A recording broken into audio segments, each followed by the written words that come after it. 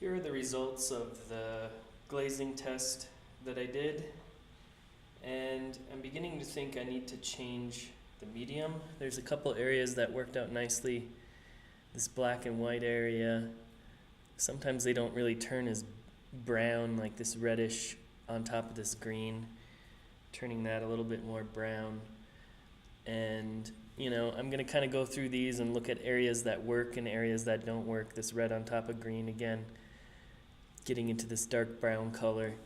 And I started thinking about, what would happen if I painted an entire portrait red or an entire portrait green and then overlaid this red on top of it.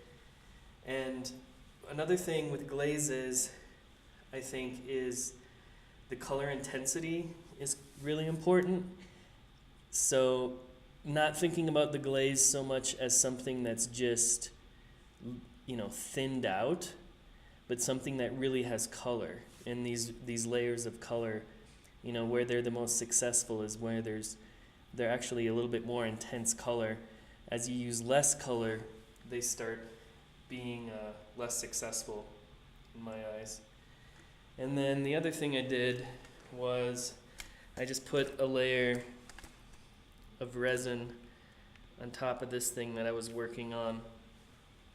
And it's kind of hard to see, but there's these really subtle lines all up in here.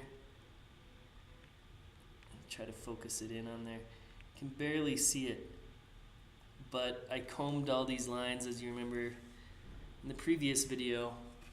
But using that, I kind of wanted to create this effect of a television or this very digital look to it.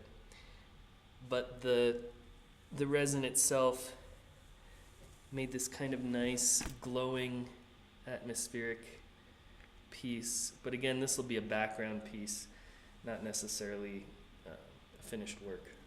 So that's that.